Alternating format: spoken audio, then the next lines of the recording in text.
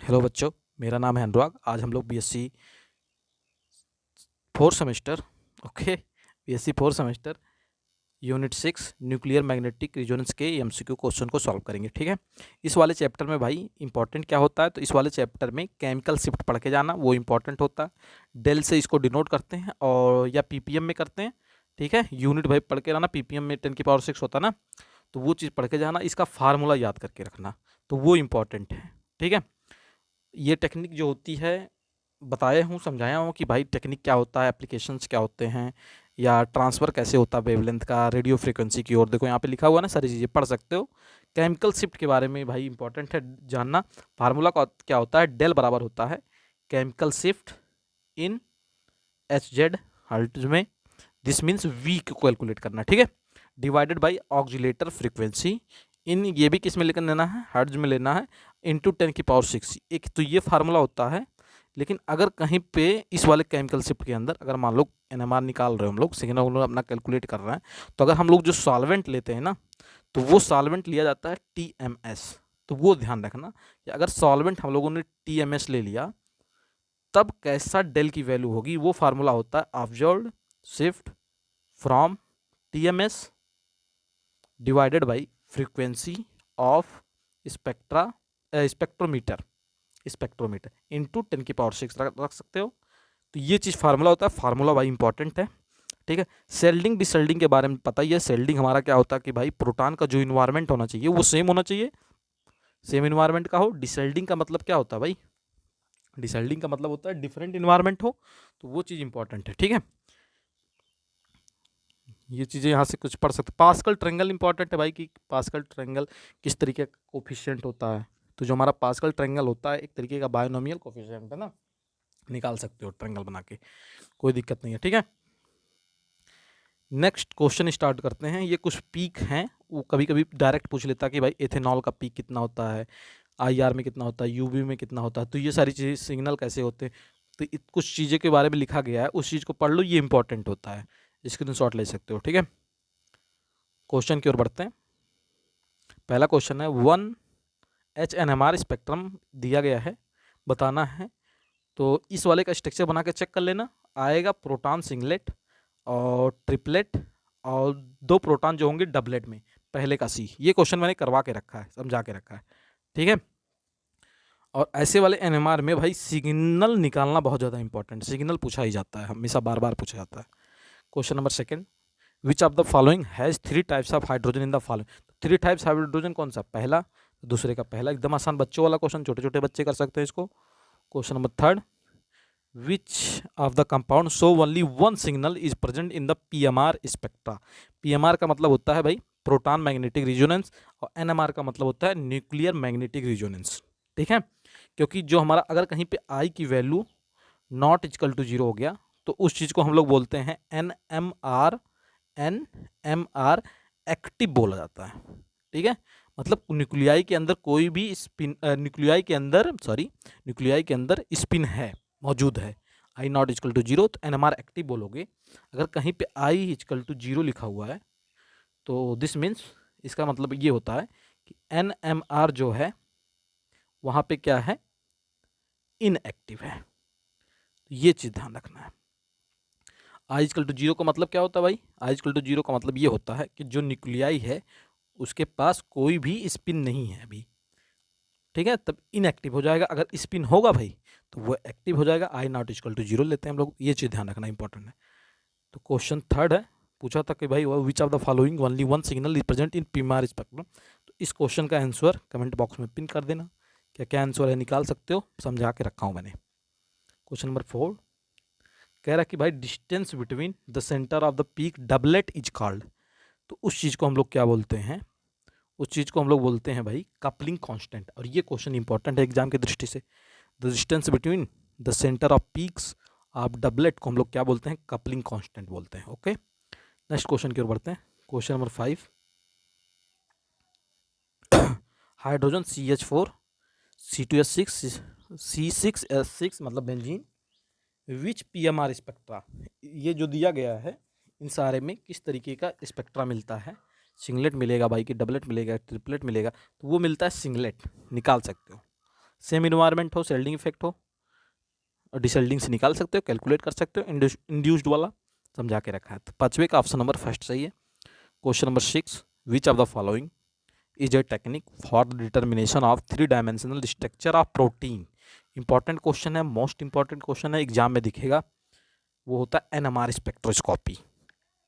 ठीक है, थोड़ा सा कन्फ्यूजन है, कन्फ्यूजन रहता है ना, लोग लगा के आ जाएंगे गैस क्रोमेटोग्राफी को। तो इसका आंसर जो determination of 3 dimensional structure of protein का हम लोग करते हैं वो एनएमआर स्पेक्ट्रोस्कोपी की हेल्प से करते हैं। तो 66वें का ऑप्शन नंबर डी सही है। क्वेश्चन नंबर 7, ये भी इंपॉर्टेंट है। Which of the following is the definitive okay method to identify monomolecular organic compounds. तो वो भी होता है एनएमआर स्पेक्ट्रोस्कोपी। ठीक है, याद रखना। इसमें तो करेंगे नहीं, इंफ्रारेड में तो फंक्शनल ग्रुप का एक्सरे नहीं करते। डी सही है 7वें का। Question number 8, which of the following isotopes is NMR inactive. अभी एनएमआर एक्टिव और इनएक्टिव के बारे में मैंने बता के रखा था कि भाई किस तरीके का स्पिन होता है, स्पिन है कि नहीं, आई की वैल्यू कैसी होगी, तो वो सारी चीज़ों के बारे में जाना रहना है। तो 8वें का ऑप्शन नंबर डी सही है। ओके, नेक्स्ट क्वेश्चन की ओर बढ़ते हैं। विच of the following isotope is NMR inactive. अभी एनएमआर इनएक्टिव के बारे में समझा के रखा था। 9वें का ऑप्शन नंबर डी सही है। स्पिन चेक कर सकते हो, 16 ऑक्सीजन है ना, चेक कर सकते हो, इनएक्टिव ही आएगा। अब मैंने बताया था कि भाई इनएक्टिव के लिए आई की वैल्यू क्या होना चाहिए, 0 होना चाहिए, निकाल सकते हो। Question number 10, NMR spectroscopy can't be use to study which of the following. किसकी स्टडी नहीं करते, नॉट पूछा ना। तो 10वें का ऑप्शन नंबर डी सही है, प्रोटीन सीक्वेंस के बारे में। ठीक है, फोल्डिंग के बारे में तो करते हैं स्टडी, हाँ ठीक है, सीक्वेंस के बारे में नहीं करते हैं। तो 10वें का ऑप्शन नंबर कौन सा सही है, डी सही है। ओके, नेक्स्ट क्वेश्चन आगे बढ़ते हैं। How many percentage sample dissolve in NMR solvent. Okay, important question है, अच्छा क्वेश्चन है। वो है 10% या उससे ज़्यादा। क्वेश्चन नंबर 12, ये तो भाई मोस्ट इंपॉर्टेंट क्वेश्चन है, केमिकल शिफ्ट में एक क्वेश्चन दिखने वाला है। कौन सा रहेगा, या इसका डिफिनेशन दे देगा, या इसका फार्मूला दे देगा, या कोई एक क्वेश्चन दे देगा, या तो इसकी यूनिट पूछ लेगी। 100% आने वाला है एग्जाम में। तो अभी बताया था वो कैसा होता है, पीपीएम में होता है। तो 12वें का ऑप्शन नंबर सी सही है। Okay, question number 13, due to increase hydrogen bonding. तो इंक्रीज हाइड्रोजन बॉन्डिंग के साथ क्या चीज़ें होती हैं, डिसेल्डिंग होगा, सेल्डिंग होगा, इंक्रीज केमिकल शिफ्ट। ए और सी दोनों, तो इंपॉर्टेंट क्वेश्चन है ये भी। वो क्या होगा, डिसेल्डिंग तो हो के साथ साथ इंक्रीज एक केमिकल शिफ्ट भी होता। तो डी सही है, 13 का डी सही है। क्वेश्चन नंबर 14, इन स्टेरिक इफेक्ट पूछा है। ओके, तो केमिकल शिफ्ट वैल्यू क्या करती है, इंक्रीज करती है। डेल की वैल्यू क्या होगी, इंक्रीज करेगी केमिकल शिफ्ट के साथ, स्टेरिक इफेक्ट के साथ, sorry. Question number 15, chemical shift value of hetero aromatic. Hetero के बारे में जानते हो, समझा के रखा हूँ, जाके वीडियो वॉच कर सकते हो प्लेलिस्ट में। हेट्रो क्या होते हैं, एरोमेटिक के बारे में हमको पता ही है, जिसके अंदर डीलोकलाइजेशन ऑफ इलेक्ट्रॉन, जैसे बेंजीन रिंग हो गया भाई। तो हेट्रोमेटिक, हेट्रो की बात कर रहा है ना, hetero aromatic. Okay, chemical shift की वैल्यू पूछा है, तो मेजर कर सकते हो 6 से 9 तक आता है। क्वेश्चन नंबर 16, क्या कह रहा है भाई, एक second. In NMR spectroscopy what is the product of nuclear ji factor. Okay, nuclear magneton, ठीक है। तो इसका क्या होगा, जो energy of transition from alpha two beta state, ये चीज़ याद रखना है, इंपॉर्टेंट क्वेश्चन था, एग्जाम में आ सकता है। नेक्स्ट क्वेश्चन की ओर बढ़ते हैं। क्वेश्चन नंबर 7, हाँ भाई चैनल को लाइक कर देना, सब्सक्राइब कर देना है, ठीक है। The NMR spectrum of a dilute solution of a mixture of acetone and dichloromethane in दिया गया है 1:, इंटेंसिटी दिया है, what will be molar ratio of acetone डाइक सॉल्यूशन। तो कैलकुलेट कर सकते हो, इसका जो राइट आंसर आएगा वो आएगा 1:3 का। 17 का बी सही है। Question number 18, what is the value of gyromagnetic ratio of proton. तो कितनी वैल्यू होती है, गायरा मैग्नेटिक रेशियो की वैल्यू कितनी होती है, ठीक है। तो 18वें का ऑप्शन नंबर बी सही है, ठीक है। फार्मूला भी हम लोग यहाँ से निकाल सकते हैं। क्या होता है फार्मूला, डेल ई बराबर होता है भाई गामा, इसी को गायरोमैग्नेटिक बोलते हैं, H/2 pi H naught. Del E क्या है? Energy difference between alpha and beta spin state का है। एच तो बच्चे को पता ही है सबको, प्लांक कांस्टेंट होता है। एच नॉट बाई क्या होता है? तो एच नॉट होता है strength of external magnetic field measured in Gauss में, ठीक है। और गामा क्या होता है? Gyromagnetic ratio of the relevant nucleus का होता है। तो फार्मूला भाई याद रखना, फार्मूला क्या है, इंपॉर्टेंट है। ओके, और एक फार्मूला और यहाँ से बन जाएगा डेल ई का, वो होता है formula 2 mu naught H not, ये फार्मूला होता है। और यहाँ से हम एक चीज़ कैलकुलेट कर सकते हैं, mu H not divided by क्या होता है? आई होता है। तो ये सब फार्मूले को याद रखना, ध्यान रखना है। वी का जो फार्मूला, वो फार्मूला याद रखना है। ओके, तो 18वें का ऑप्शन नंबर कौन सा सही है? 18वें का ऑप्शन नंबर बी सही है। क्वेश्चन नंबर 19 क्या कह रहा है? How many peaks are expected in low resolution NMR spectrum of vinyl chloride and ethyl cyclopropane. तो 19 का पहला सही है। नेक्स्ट क्वेश्चन की ओर बढ़ते हैं। Question number 20, what will be the NMR frequency MHz mega hertz of bar 1 hydrogen in a magnetic field of intensity. इतना Tesla दिया है, फार्मूला अभी बताया था, उसी फार्मूले से कैलकुलेट कर लेना, फ्रीक्वेंसी निकल के आ जाएगी। वी की वैल्यू निकाल सकते हो ना, वहाँ फार्मूला होता है V equal to mu H0 by HI, small HI, वहाँ से भी निकाल सकते हो। तो 20वें का ऑप्शन नंबर फर्स्ट सही आएगा, निकाल के बताना। Question number 21, room temperature what is the number of singlet resonance observed in the hydrogen NMR। ये दिया गया है, इंपॉर्टेंट क्वेश्चन है। 21 का पहला सही आएगा।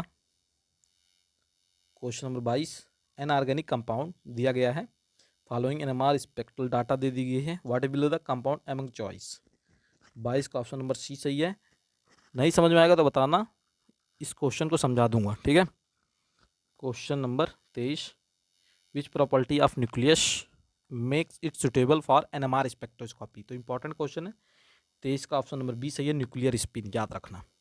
Question number 24, which of the following molecules NMR active. तो क्वेश्चन तो दिखने वाला एक्टिव वाला, चाहे वो रमन एक्टिव पूछे, चाहे IR एक्टिव पूछे, चाहे वो NMR एक्टिव पूछे, तो क्वेश्चन तो उसमें दिखेगा ही। 24 का ऑप्शन नंबर सी क्लोरोफॉर्म, ये होगा, सी सही है। Question number 25, what is the basic principle behind proton PMR, ठीक है, ये भी इंपॉर्टेंट क्वेश्चन है। तो absorption of radio frequency radiation by nuclei, 25 का ऑप्शन नंबर सी सही है। Question number 26, why is deuterated solvent often used in NMR spectroscopy. तो TMS यूज करते हैं हम लोग, इसका जो सही आंसर होगा वो बी होगा, prevent solvent peak overlapping with the sample peaks. Question number 27, which term describe proton in A molecule that experience the same magnetic environment. तो इस चीज़ को क्या बोलते हैं भाई? सेम मैग्नेटिक इन्वायरमेंट हो तो उसको बोला जाता है इक्विवेलेंट प्रोटॉन, मैंने समझा के रखा है। Question number 28, what is the chemical shift in NMR spectrum. तो पूछेगा, 100% इंपॉर्टेंट है, रट लो इसको, ये आने वाला है। The relative position NMR signal compare to a reference standard, C सही है, इंपॉर्टेंट है। केमिकल शिफ्ट का एक ना एक क्वेश्चन दिखेगा। Question number 29, what factor does not influence chemical shift in NMR spectroscopy. तो मॉलिक्यूलर वेट होता है।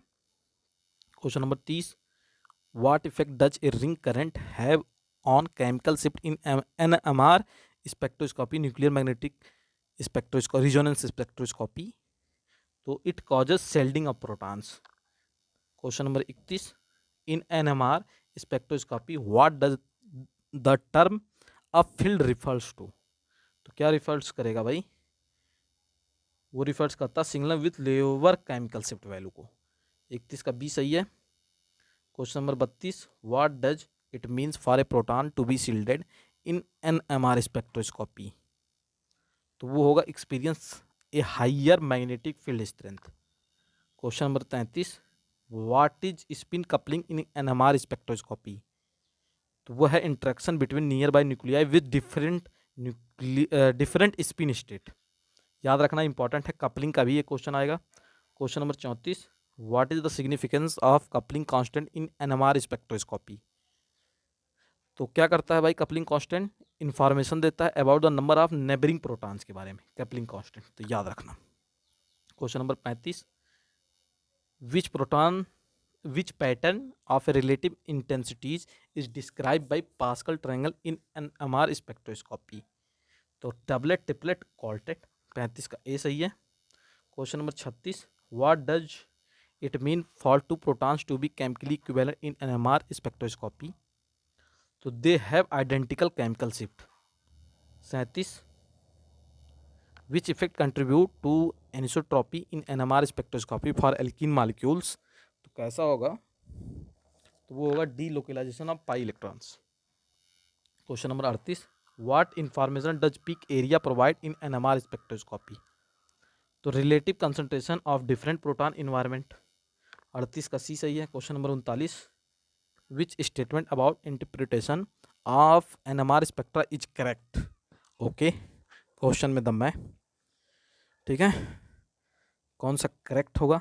तो भाई इन्फ्लुएंस पहला गलत है, तो यही वाला गलत सही है। 39 का ऑप्शन नंबर बी सही है भाई। Multiplicity of peak indicate the number of different proton environments, यही सही है, पढ़ाया भी था ये चीज़।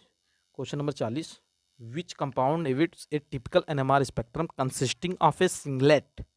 ओके, अच्छा क्वेश्चन लग रहा है ये, वो होगा acetone. Question number 41, what is the chemical shift range. याद रखना डेल से डिनोट करते हैं केमिकल शिफ्ट को।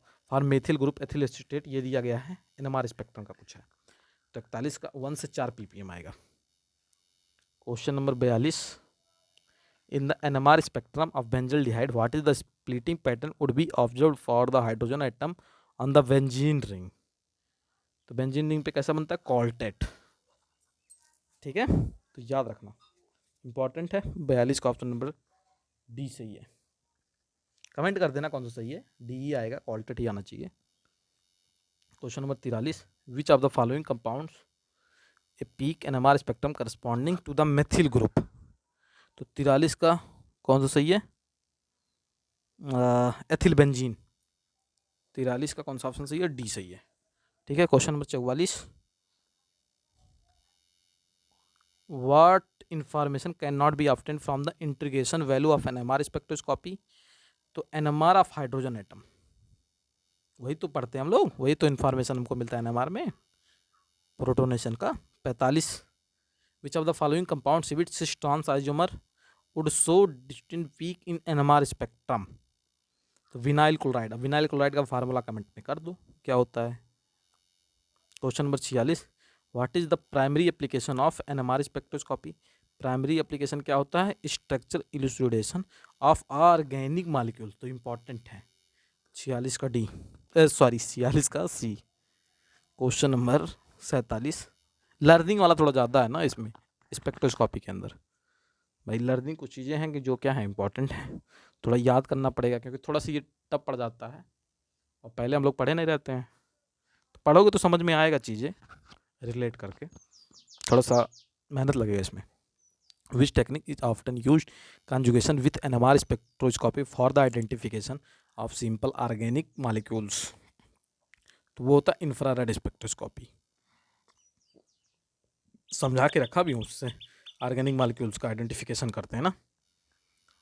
Question number 48,